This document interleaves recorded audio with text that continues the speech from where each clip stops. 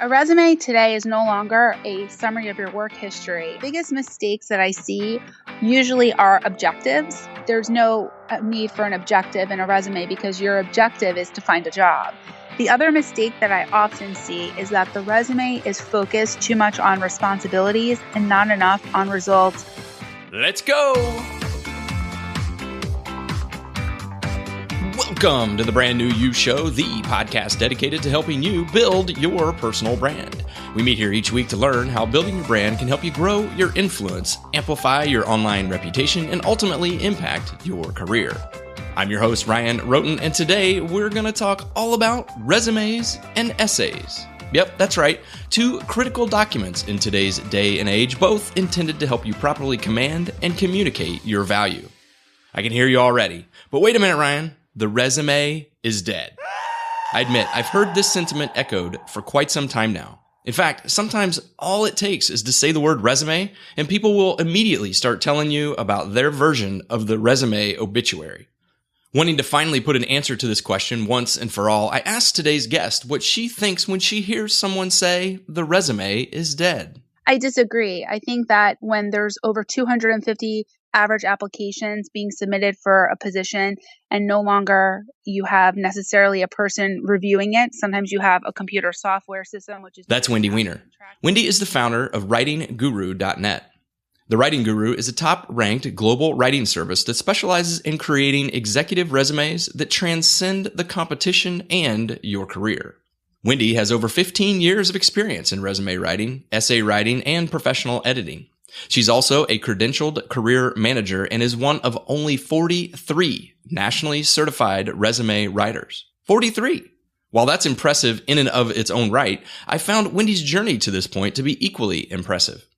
I was ready to dive into our interview, but before I began peppering her with questions about resumes, keywords, and essays, I asked Wendi my standard opening question. If you could vacation in only one place for the rest of your vacation days, where would you go? Wow, that's a hard question. I've actually been dreaming of going to Greece. Okay. Any particular reason Greece pops into your mind? I think it's very romantic. It's beautiful. It represents a lot of history and definitely a lot of culture there. So I started my discussion with Wendi by asking her about her background. You see, Wendi spent the first 10 plus years of her career as an attorney practicing law. Then, in 2010, Wendi decided to follow her lifelong vision and dream of helping others perfect their writing and succeed in their career goals. So I had to ask, how do you go from being an attorney to a full-time resume writer? Turns out, I'm not the only one who's asked her that question. Sure. I get asked that question at least half a dozen times a day. For me, it started back in 2004 when I began practicing law. I was teaching simultaneously college writing classes because I have an education background. Both my parents were educators for over 20 years, and it was something that was really ingrained in me. I love nurturing other people and helping them, and hence why I have a resume writing business now. But what I found was when I was teaching my writing students how to properly write a resume, many of them didn't know how to properly sell themselves in the same sense. So I wound up teaching them interviewing skills and did a lot of career coaching within my class to help propel the students to select a major that they wanted and also to help them develop a career path, because sometimes you go through school and you start taking all these courses, but you really don't know where you want to take your life. And what I found ultimately is that I enjoyed teaching writing and helping people with writing credentials and improving their career paths rather than practicing law. I found it to be very boring, and it just didn't really suit my type of personality that I have. And I just ultimately decided I'm one of those people. I believe in following your dreams. Perhaps it was running 2 marathons that taught me that. But I believe that you should do what makes you happy and feel personally fulfilled every day in your career. And this is what has helped me feel personally fulfilled, is to help others feel personally fulfilled. As one of 43 nationally certified writers, you could say Wendi already has a leg up on her competition. but I wondered if having a background as an attorney gave her any additional advantages or insights that perhaps her competition doesn't have. It does. I'm actually the country's only nationally certified resume writer who's also an attorney. And being an attorney, you're trained to think very differently in a very logical, pragmatic, systematic way. And so what I think gives me the leverage is the ability to take the information, to condense it and synthesize it to be as direct, succinct as possible. I remember when I was in my research and writing class in law school and my research and writing professor emphasized clarity, brevity, and simplicity. And that's something that I've employed in legal writing, and it has allowed me to transfer it into resume writing because employers only spend approximately 5 to 7 seconds on a resume. Therefore, you need to be as direct and to the point as possible without going into long details about your job experiences, and you save that type of stuff for the interview process. 5 to 7 seconds. 5 to 7 seconds scanning a resume. Did you know that's about the average attention span of humans today? Let's put that into perspective. Here's a clip of music that is exactly 7 seconds long.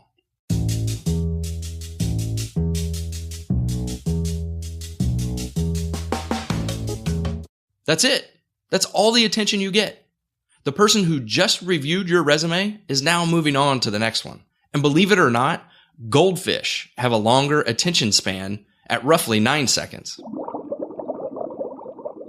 If you really only get a 7-second glimpse at your resume, then it would seem to me that the resume is dead argument would actually make sense. So I asked Wendi what she thinks when she hears someone say, the resume is dead.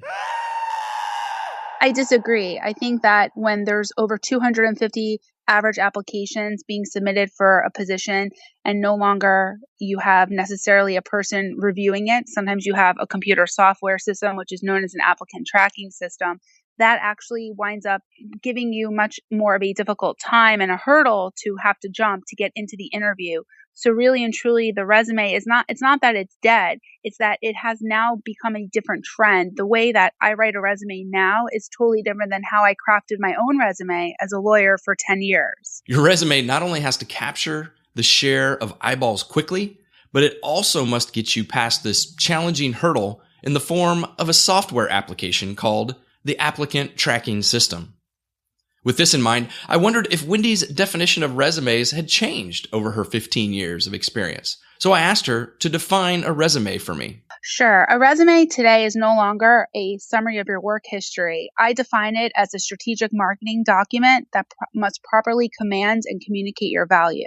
Understanding all the hoops and hurdles a resume must now jump through in order to get in front of a human, I wondered, is there such a thing as a perfect resume? I like to think that I create perfect resumes, but I think what you have to really create is the perfect candidate for the job. As I was researching for the show, I discovered from Wendi's website, writingguru.net, there's actually 3 different types of resumes.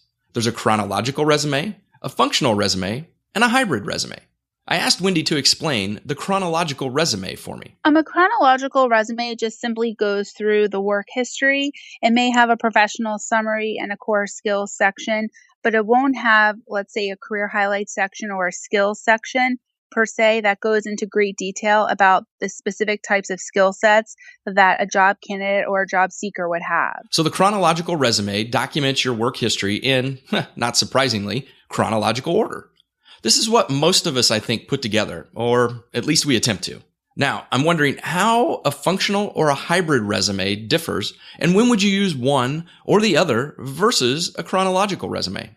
A functional format resume is really for someone who is changing career paths. So let's say you're going from nurse into teaching, or you're going from education into research and instructional design. So you would want to emphasize those transferable skill sets in the resume first. And then what I usually do is I do what's called a hybrid resume, which is a chrono-functional format resume. It's a mixture of the two. So because the top third of the resume is the most important, since that's what the employer really scans at first. In order to capture the reader's eyes, you would want to have a skills-based section that sort of goes into detail. For example, if you have strong relationship building skills or business development or sales success and marketing, you could put those skill sets up at the top underneath the professional summary and give examples of how you have effectuated change within a company for those skill sets. And what that does is it presents to the employer a better view of you, that they see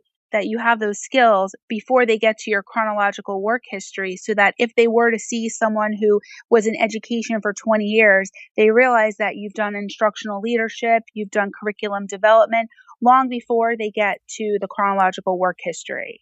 Very interesting. The top third of the resume is the most important. Did you know the same is true of a website? It's true, and there's a phrase for it, actually. It's called above the fold. This is anything that appears when you first load a website that does not require scrolling on your part to see. Therefore, anything below the fold may never be seen by your visitors if the top 1/3 doesn't capture the reader's attention. Let me unpack this point for a second because I think it's important. You need to choose your resume type based on your objective, and for most of us, the chronological resume is going to work just fine. Career changers, on the other hand, should consider the functional or hybrid type resume. Regardless of the direction you go, the top third of the resume is the most important, and it needs to capture the reader's attention in 5 to 7 seconds. That's a tough task in and of itself, but let's add to this the additional complication of the 250 resumes that get submitted on average for each and every position. At this point in our discussion, I was wondering, how on earth, out of all those resumes and with 5 to 7 seconds, can we get our resume to float to the top, so to speak? So I asked Wendi, how important is resume design in helping a resume stand out from the crowd? It is important. What I recommend and what the National Resume Writers Association recommends is something that is very minimalistic in design and something that is alluring and attention grabbing. So you don't want your headings to be in 20-point font, but you want them to be at least and no more than 12-point font. Also, what I recommend is having the headings centered, meaning if you have your professional experience, your skills, your education sections, those headings should actually be centered in the page because a reader's eyes naturally gaze at the center of a page rather than to the left side of the margin. I definitely understand minimalistic. I can be somewhat OCD about clutter, so I get that one, but centering your headers? I had no idea, but I did know that I wanted to know more, so I asked Wendi, what other design elements should we consider when crafting a resume? Another thing, too, that we focus on is the resume font. That's extremely important as well. That plays into the aesthetics of the resume. Earlier this year, I was actually quoted in the Huffington Post about resume fonts and why Times New Roman and other serif fonts are bad for resumes. And the reason for that is the curvature in the letters actually minimizes the readability in the resume. So it's recommended that a candidate use a sans serif font such as Arial, Tahoma, Calibri. One of my personal favorites is Century Gothic. Note to self here, switch resume font over to Century Gothic. Got it. Okay, between choosing the right format, centering my headlines, font size, and switching over to a sans serif font, I can see I've got my work cut out for me. Hey, what about you? Is your resume up to these types of standards? Raise your hand. Let me see. Okay, don't raise your hand. This is a podcast. I can't see it. But before you go changing everything, which frankly I was tempted to do at this point in our conversation, I decided instead to pry a little bit further. So I asked Wendi, with all of her years of experience, what are some of the most common mistakes she sees people make on their resume? That's a great question. I usually scan about anywhere from 6 to 8 resumes on a daily basis that are submitted through my website. And the biggest mistakes that I see usually are objectives. There's no need for an objective in a resume because your objective is to find a job. What you need is a professional summary that properly highlights your skill set. It's sort of the appetizer to the main entree is how I would describe it. And so it gives the reader an impression about you, some of your personality attributes. The other mistake that I often see is that the resume is focused too much on responsibilities and not enough on results accomplishments, achievements, major contributions, things of that nature, things that set you apart from the other job candidates. Because when it comes down to it, for example, if you take an attorney's resume, every attorney drafts motions and pleadings and discovery. But what really separates one attorney from another is perhaps one that leveraged strong negotiation skills to properly settle a $5.4 million negligence claim, those types of things. So you really want to have some type of quantitative or qualitative measurable goals within the resume. And that's something that many job seekers overlook today, that they still believe that the resume has to be based on their job functions and responsibilities. So how many of you listening were taught to use an objective statement in your resume? By the way, my hand is up. I was. And now it's out of date. Just like that pair of parachute pants some of you may have worn when you were growing up. Are you not exactly sure what an objective statement is? Well, I asked Wendi for an example of an objective statement just to make sure that we were on the same page. Sure. An objective would be, I'm seeking a position to utilize my strong communication, interpersonal skills to grow with an organization. It comes off very trite and cliche because each job candidate is seeking that. What you really want to have is a more powerful punch to your resume, which is a professional summary. And coincidentally, I never had a professional summary in my own resume as an attorney. But now with the trends that are happening in the resume writing industry, it's actually required for a candidate to have it in order to properly introduce themselves and also for the purpose of applicant tracking systems and keywords. Okay, so replace objective statement with professional summary. Got it. Of course, this begs the question, how long should your professional summary be? Sure. I recommend it be what you would have for a standard essay paragraph, which would be 4 to 5 sentences. An important thing is to limit the use of articles. So a and the, you really want to have very short, brief sentences. And also an additional thing is you don't want to have any pronouns within the professional summary or within the resume at all. Okay, so I'm getting scared to have you ever look at my resume. Articles and pronouns. Boy, I haven't heard about those things in, well, let's just say it's been a while, and I should probably start listening to the Grammar Girls podcast. Anyway, the fact that Wendi even mentioned them says a lot to me about her professionalism and the mastery that she has over her craft. As candidates, we have a lot of hurdles to jump through these days in order to stand out in the job search process. 5 to 7 seconds of eyeball time, resume types, headers, fonts, font sizes, lions, tigers, and bears. Oh my! And to make this worse, all of these hurdles assume we make it past the dreaded Applicant Tracking System, or ATS for short. The ATS has come up several times on this podcast, but I'm not sure I ever really asked anyone to define it for us, choosing instead to assume that we kind of all already know what it is. So, seizing my chance, I went ahead and decided I'll ask Wendi to define an ATS for us. Sure. It's a nifty piece of software that many companies use today. In fact, 72% of resumes are not seen by the human eye initially when they are submitted via a website or, let's say, via email. What they are is they're scanned into a software program that ranks the number of keywords within a resume. So when you look at a job description, a lot of times you can guesstimate what the keywords are for the position. And if you, let's say you need to have 13 keywords in order to pass through the applicant tracking system to go to the first round of interviews. If your resume only has 11 keywords, even though you may be completely qualified for the position, you're not going to get called for the interview. Now, the way to determine, and it's not always foolproof, why a company uses an applicant tracking system is a lot of times when you have to upload your resume through their website portal, that's when they utilize the applicant tracking system. Because if you think about it, if there's an average of 250 plus resumes received for one particular position, a company doesn't necessarily have the manpower nor the time and energy to expend on reviewing 250 plus resumes in order to pick out, let's say, 5 to 7 for an interview. And there they are again, keywords. In case you missed the significance of keywords in my discussion with Todd Lohenry from Show 34, here they are again, front and center. The difference is, this time, the lack of keywords or the wrong ones can be linked directly to your ability to get your marketing documents into the pile, along with the other 249 resumes. This is why my discussion about the career upgrade roadmap with Olivia Gamber and Show 58 is so important. If you can avoid the ATS step, why wouldn't you? I think understanding the importance of keywords in a resume is hopefully a given at this point, but I did wonder, who decides the magic number of keywords the ATS is looking for?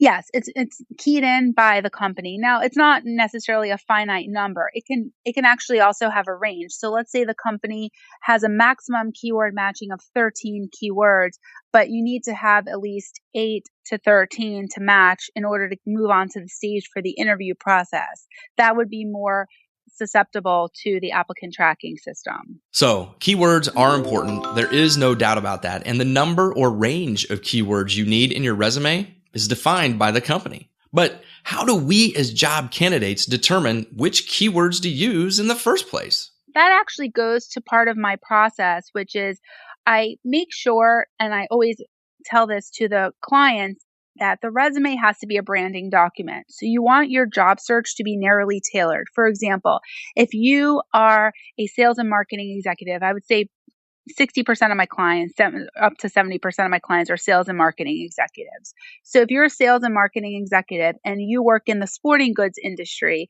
you definitely would want to look at positions within that industry, that field, and then we take those job postings and I use those as a guide when I'm crafting the resume, because I will match the keywords in the resume that I'm crafting to the job postings that the candidate is interested in. Okay, matching your keywords to the job posting. That makes total sense to me. However, what if you're a career changer or someone trying to make a career pivot, like Linda Spiegel and I discussed in Show 42? We already know these folks would use a functional resume to highlight their transferable skills, but I don't really think transferable skills are keywords. Are they? They are. For example, I just completed a resume for a woman who was an educator for over 20 years. And what she's looking to do is to go into grant writing, research, and instructional design. So what I did was I researched jobs that would fall into that realm for her. And when I crafted her resume, I focused on core skills that would be necessary. For example, qualitative and quantitative analysis, data analysis, her ability to do a lot of data research as well. So those were core skills that I focused and honed in on her resume to show that the work that she's done has focused in those areas. And obviously also curriculum development and instructional leadership were other key areas of skills for her resume. Her resume wound up being what I call a chrono-functional format resume. The functional format resume, I only use that when someone has had very short job stints. Not necessarily a career changer, but someone who has only worked at companies for, let's say, 5 to 6 months, then has been unemployed for 8 months, and then has worked at another company for 3 to 4 months, because you want to detract from those gaps in employment and really maximize their skill set. So I stand corrected. But Wendy's answer did make me consider how you handle the differences between younger business professionals, say those of you listening just out of college or very early in your career, versus the more, shall we say, experienced or seasoned business professionals when it comes to the resume? The younger professional, I actually focus a lot more on volunteer work and also the types of coursework that the younger professional has taken. For example, if the younger professional is in the process of obtaining his or her MBA, or the younger professional is still in, let's say, a full-time program or is in college, I may add a section in the education section for relevant coursework, because that can show a little bit of leverage in terms of continuing professional development.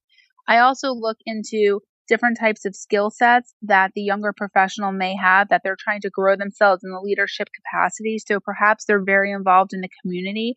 Whereas the executive, I will look at them in terms of the amount of growth that they've effectuated over their 20-year career history. And you want to show that growth and expansion through a career highlights section or a career progression section. Okay, wow. There is a lot more to this resume thing than meets the eye. And I say that without regard to this digital first world that we now live in. And as I've said on nearly every episode of this podcast, we need to be building our brands, growing our influence, and amplifying our online reputations if we want to impact our career. And because we live in this digital first age, that means as business professionals, young or experienced, we have to embrace LinkedIn. Like it or not, LinkedIn is where recruiters and hiring managers go these days in order to find potential job candidates. So we need a LinkedIn strategy.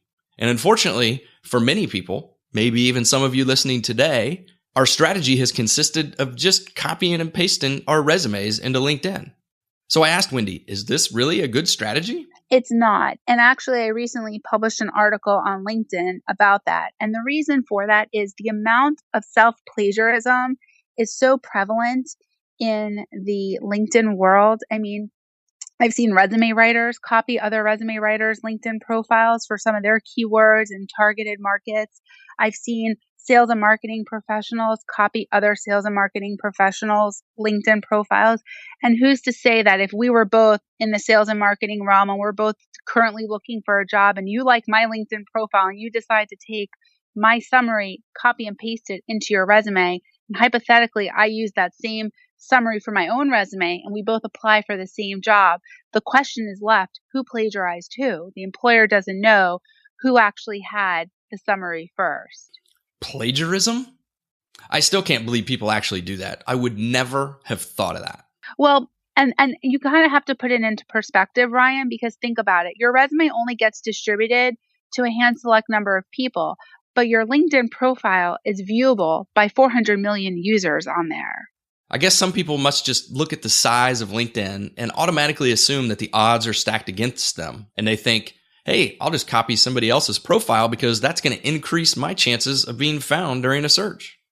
So as you can hopefully see, this strategy of plagiarism is fraught with issues right out of the gate. I mean, looking back at just this conversation, if we're setting up our resumes correctly, we're tailoring them to a specific job in a specific niche or market or industry. So if you align your LinkedIn profile in the same manner and someone else copies your profile, their ideal position may be completely different than yours, which means that they've just positioned themselves out of the market that they want to be in. This absolutely doesn't make any sense to me. And in addition to that, the way you use keywords in LinkedIn, it's different than the way you use them in a resume, I think. Is that right, Wendi? They are. I actually created, when I do a client's resume and I do a client's LinkedIn profile, 95% of my clients actually have me do both. When I do the LinkedIn profile, I will look at the summary that I created for the resume and just put a completely different spin on it to add in pronouns, to make it more of a story. I can take a person's career history and go through it in a lot more detail. I will have some of the same keywords, but I'll focus a lot on the industry keywords that will populate more in LinkedIn searches. For example, if you have sales and marketing analysis, in your LinkedIn profile, you'd want to keep getting endorsements because that helps build your searchability in LinkedIn as well. Back to pronouns again. I jest, but I get it. LinkedIn should tell a story. It should give anyone reading it an idea of who you are and what you're all about. This, of course, means using keywords in the right places, starting with your headline. Statistics show that you need to use at least 10 to 15 keywords within your summary and at least 2 to 3 keywords in your LinkedIn headline, which should make it more broad and compelling. Don't forget, LinkedIn is a business-focused site, which I believe means that we probably should rein in our creativity with the headline just a little bit. Wendi agrees. Yeah, you definitely want to keep it to a professional extent, but a great spin on a LinkedIn profile, which proved to be very successful for one of my clients, was to have her listed as a sales and marketing professional and then include a bullet point, and then after it, have something along the lines of seeking new opportunity with growing organization in the South Florida area. And this client of mine actually was contacted by a huge healthcare organization on LinkedIn. She did not even send her resume to them. They actually contacted her. She wound up then submitting her resume, went on an interview, traveled to Salt Lake City for training, and is now gainfully employed with them and making a great salary. Did you catch it? Wendi said something there that caught my attention, so I decided to dig just a little bit deeper. Fantastic. You mentioned it. Do you recommend people put seeking new employment? So if they're out of work or if they're looking for a new job, do you recommend that they actually put that in their headline? I do, because 94% of recruiters source out job seekers on LinkedIn. So imagine how many recruiters and headhunters are on LinkedIn every day searching for new candidates for easy placement. Some of you may already know, and for those of you who don't, my oldest son, Noah, will be heading to college soon. I'll spare you my personal feelings on this, but as we start the process of looking at colleges and the admission process itself, one of the things that stands out to me is the admission essay. I bring this up because Wendi's company, The Writing Guru, also helps with admissions essays. Wendi may disagree with this statement, but I kind of liken the admission essay for a college applicant to the resume for a job candidate. It's a requirement to complete as part of the application process. No essay, no admission. I asked Wendi to define what is the admission essay. Sure. It's for high school students or even college students who are applying to either a college program or a graduate school program. I assist in crafting the personal statements and the admissions essays. Now, that doesn't mean that I write them for the students, but I do have different packages from either the brainstorming process where they need to come up with the theme for their admissions essay or even just doing the final editing and proofreading. So why is the admission essay so important today? It's a lot more important than parents and students think. And the reason for that is getting into college today is so much more competitive than it was 5 years ago, 10 years ago, 15 years ago. So when two students apply with pretty much the same GPA and about the same SAT or ACT score, what does the admissions company look at next? They begin to look at the admissions essay. That's the next step that they go to. So the admissions essay can either make you or break you. A very compelling admissions essay can really help a student. For example, if you have a student who has suffered with a learning disability or who has autism or Asperger's, maybe they've had grade changes, maybe they've actually had some behavioral problems in school, but those things have actually made a better foundation for the student to apply to the college. And it can really lead to something more compelling for the student. Interesting. In my opinion, it's just like a website for a job candidate. If you take two candidates who are identical on paper, but one has a website where they post their thoughts and comments on a specific topic, and the other does not, which is the more appealing candidate to you? If you look at the admission essay in the same light, I decided to ask Wendi what parents and students should keep in the forefront of their minds as the keys to success for the admission essay. Definitely be unique and be personable.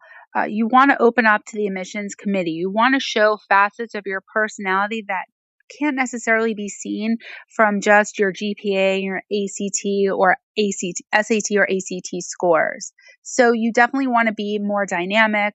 You want to be a multidimensional person. I go back to the idea of a round character versus a flat character in literature. I was a literature nerd in college and high school, so forgive me for making a metaphor there. But I think what you want to be is you want to be a round character. You want to see different dimensions within your personality. I don't know about you, but I see a lot of parallels between applying for a job and applying to a college.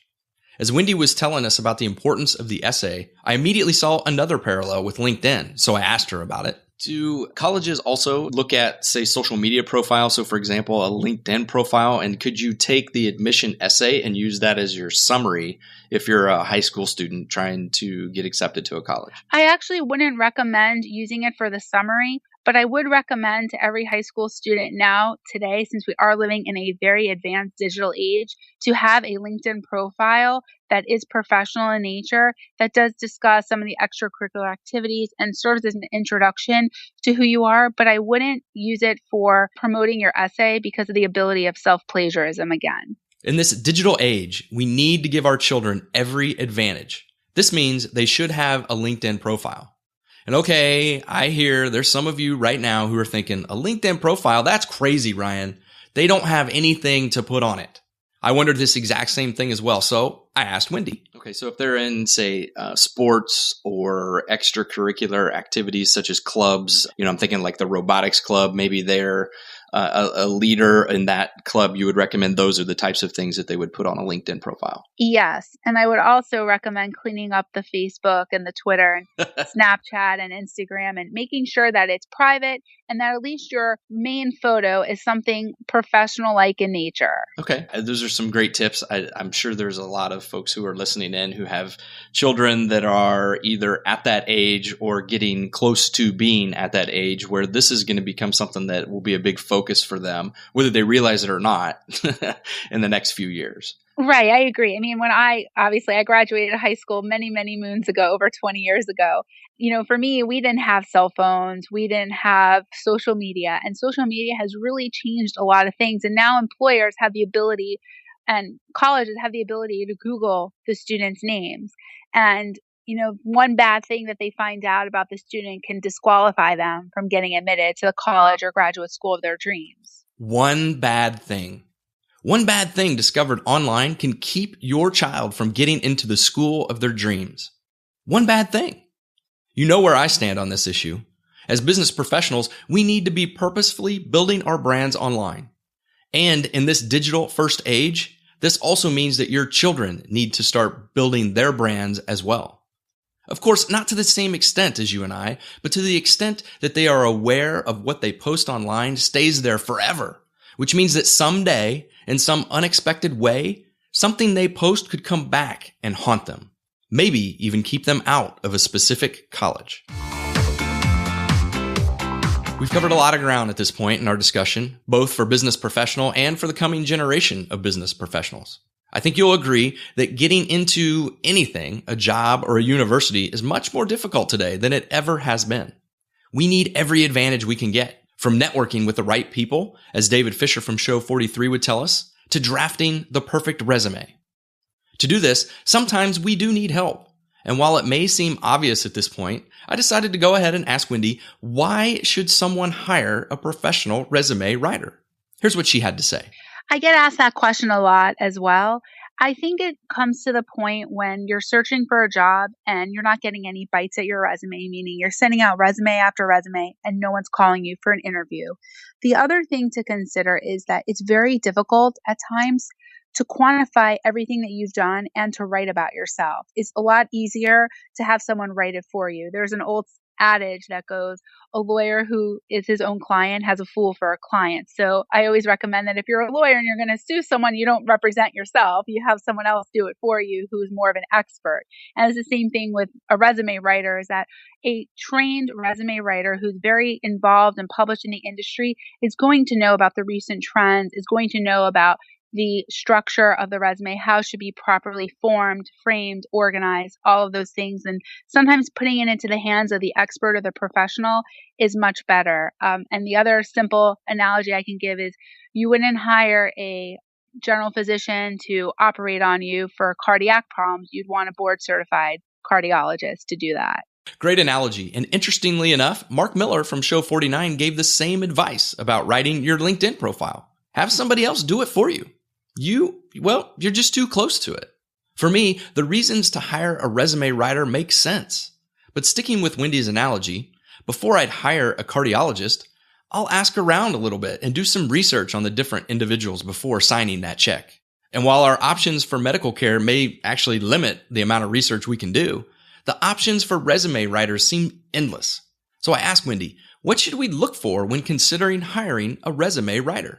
Well, I actually always, in a consultation call, offer a series of questions that a job seeker should definitely ask any resume writer they consult with. I always recommend consulting with at least 2 to 3 resume writers because every resume writer is going to have a different style.